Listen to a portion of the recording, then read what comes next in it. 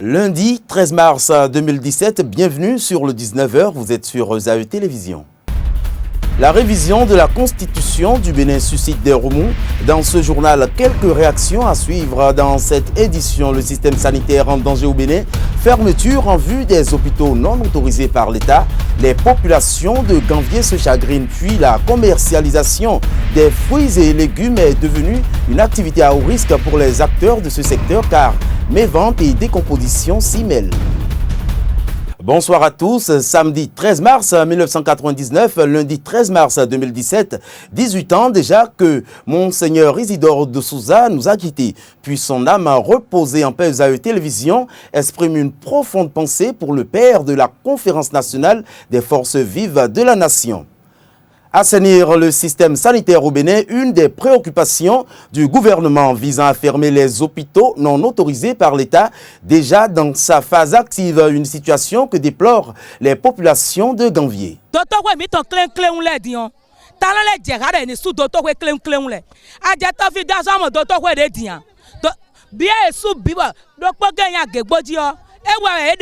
Bon village comme plelelele azizo e wugan fi mi tro le kuku edi docteur we pa bi mi do sara chu si kwea mi kala do osoka be si kwea hôpital zoro si kwea atike mi to enion e hena do docteur atike we klem brablo nu fifa de me akwade mi na do horozo ajegun le o ni humbo brother e okwale mi na do horo ajegun le o di mi no horo fine brother atike si kwea mamo pala kun we na ho ndo wa nende wa ebe doto we le bi so mi si de mondo mi bole ebe so mi si me mo takun gro me na nu wa egbe to do hun ni nku do mi me hegedede mmaka mo hide pepe me mo ho ndo mi si rasun we mo hi mo mi na no sawe mi ma mo atike de mi no opon we o pala de mi no opon we o 350 yo e sa pala o yo pala do kuku e ka nyon ha amo doto we mi ton le o ye bloqué. Le projet de révision de la Constitution au cœur des préoccupations. À cet effet, une équipe de ZAE Télévision s'est rapprochée des conducteurs de taxi-moto, comme il m'a appelé Zémidian, pour recueillir leurs avis sur cette mutation vers une nouvelle république. Si on prend l'exemple des pays occidentaux, ceux qui nous ont appris ou bien nous ont amené la démocratie, eux, leurs constitutions sont vieilles depuis des années. Eux, ils n'ont jamais touché à leur constitution. Bon, maintenant, le nouveau président veut toucher à la Constitution concernant le mandat qu'un président doit faire au pouvoir. Après les élections, dès que je suis élu, donc je sais que je n'ai plus rien à perdre, je n'ai qu'un mandat à faire. Vous voyez? Donc pour cela, je peux travailler comme ne pas travailler. Vous voyez, non? Donc pour cela, il faut que le mandat soit un mandat renouvelable. Comme ça, au premier mandat, je sais que il y a un second mandat qui m'attend. Vous voyez, donc comme ça, je vais essayer de remplir les promesses ou bien d'honorer les promesses que j'avais faites au peuple. Un seul mandat, c'est bon. Un seul mandat, c'est bon pour le peuple. Mais c'est pas parce que la personne qui est restée là et puis il a encore veut repasser, il sait que là c'est doux, c'est pourquoi il veut repasser. Non, nous on veut changement. On veut changement. Les présidents, quand ils viennent au pouvoir, il s'agit de réviser là. Il y a des pièges souvent. Et puis celui-là a déjà entamé un premier quinquennat maintenant. Et on suppose qu'on accepte qu'on révise. On ne va quand même pas parler de nouvelle république où il va vouloir faire plus de 5 ans au total. Donc messieurs, si les Béninois vont agir comme moi, on ne touche pas la Constitution, on laisse telle. Surtout si ça concerne le nombre de mandats et le nombre d'âges, ce qui concerne la présidentielle. Si ça concerne ce passage-là, ce n'est pas la peine. Donc, ils ont dit qu'ils vont amener ça à un mandat unique de 6 ans. Comme ça, celui qui sera au pouvoir pourra bien travailler. Ce n'est pas la Constitution qui oblige de travailler. C'est plutôt le serment que vous avez prêté devant la nation qui vous oblige à travailler. Donc la révision de ou bien le nombre de mandats ne va pas obliger un président à travailler. Moi je trouve que bon, cette révision, on n'est pas encore à l'heure de la révision de la Constitution. On est trahi parce que dès le début il avait dit qu'il a le Bénin dans sa poche. Vous voyez non? Et puis nos députés aussi. la grande majorité de la population béninoise sait ce que c'est que, ou bien ce que valent nos députés aujourd'hui. Donc vous voyez, il sait qu'arrivé à l'Assemblée, les députés ne vont jamais voter contre. Ils vont accepter parce qu'il les a tous dans sa poche. On se souvient, pendant le mandat du président précédent, il avait voté un budget de 1000 milliards. Les députés se sont battus à l'Assemblée. Mais cette fois-ci, M. Talon a voté plus de 2000 milliards. Personne ne s'est y opposé. Donc il a le truc là, le Parlement dans sa poche. Il sait qu'en révisant la Constitution, il y aura des lois qui iront à sa faveur.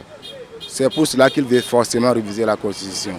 Et toujours dans ce contexte, la révision de la Constitution du Bénin continue de faire couler encre et salive. Pour Éléonore Yahi Ladékan, ancienne ministre sous le régime du président Boni Yahi, la révision de la Constitution ne peut être sujet à polémique étant donné qu'elle a prévu en elle-même une méthode pour une éventuelle relecture. Et de plus, elle n'est plus intacte comme elle était en 1990. On l'écoute pour plus de détails. Pour réviser une constitution, eh bien, la procédure, la démarche pour y aller est déjà tracée dans la constitution. Il est important, lorsqu'on parle de la voie parlementaire, de la voie référendaire, eh bien, il est important de s'assurer de ce que finalement le peuple est en paix. C'est de ça qu'il s'agit. On ne peut pas réviser une constitution ou finalement encore troubler le peuple. Donc, de part et d'autre, que ce soit la voie référendaire où ça nécessite une certaine représentation avant de pouvoir opter pour cette voie, que ce soit la voie référendaire également qui nécessite un certain nombre d'étapes avant de pouvoir aller à la consultation du peuple, il faut toujours voir les pour et les contre. Qu'est-ce qui, disons, justifie qu'on puisse aller à la révision de la Constitution dans un contexte donné? C'est de ça qu'il s'agit et il faut les mettre ensemble. Et moi, je pense que si on peut laisser de côté un peu une forme un peu bizarre de la politique et qu'on va aux choses essentielles, aux choses objectives, on peut régler ce problème-là sans trop de difficultés. Il suffit simplement de voir les vrais problèmes qui se posent. Est-ce que ces vrais problèmes sont compris par le peuple? On ne peut pas guérir le peuple contre le peuple. Si un peuple est malade et qu'on veut le soigner et que lui-même n'en est pas conscient, ou bien que lui-même ne pense pas qu'il est malade, eh bien ne comprendra jamais pourquoi on veuille le soigner. Donc il est important que les différentes parties puissent apporter leur contribution en toute objectivité et non pour des intérêts cachés. Moi je n'en sais rien, mais moi je me dis, le document, même le projet, je ne sais pas où ça se trouve, mais je sais que ça fait plusieurs fois qu'on a déjà sans doute touché d'une façon ou d'une autre à la Constitution. Telle qu'elle était en 1990, c'est pas comme ça qu'elle est actuellement. Ça veut dire qu'on l'a déjà d'une façon ou d'une autre revue, révisitée, et sans que personne ne se sente agressé outre mesure. Ça veut dire qu'on peut toujours continuer de trouver cette forme pédagogique pour aller à la chose. Et l'intérêt ou la finalité, telle que moi je le pense, c'est de pouvoir le faire et de pouvoir conférer la paix au peuple. Il ne faut pas susciter des questions qui vont mettre en ébullition le peuple. Lorsque le peuple est en ébullition, eh bien, c'est très dangereux pour un État parce que vous avez des intérêts inavoués, des actions peut-être inavouées qui se remettent ensemble et qui donnent finalement un résultat autre que ce qu'on aurait souhaité obtenir. Mais je fais confiance aux uns aux autres, les députés, le chef de l'État, les différentes catégories sociales pour conjuguer les efforts et aller vers la paix. La commercialisation des fruits et légumes, comme toute activité de rente, requiert des précautions en matière de conservation. À cela s'ajoute la mévente, corollaire de la situation socio-économique qui prévaut actuellement au Bénin. Reportage. Les fruits et les légumes contiennent des substances nutritives nécessaires au développement de l'organisme de tout être vivant. La commercialisation de ces fruits et légumes nécessite des méthodes de conservation. Dans une situation socio-économique difficile, ces vendeurs sont confrontés à la mévente. D'ailleurs, tout le monde nous si ça a des amodins, nous si ça a des boussons, il y a tout le monde bleu. Mais des mots, des cas il y a des mais na tafu ma o mi ton acha. Nous si ça elle y a des surtout des les gba me dire nous pose y et ça on ça nous biro bleu. La vente ça fait normal mais dans ce temps ça ne marche pas. Outre la mévente, s'ajoutent les conséquences sur la conservation des fruits et légumes qui pourrissent après quelques jours lorsqu'ils ne sont pas écoulés, ce qui entraîne des pertes pour ces bonnes dames.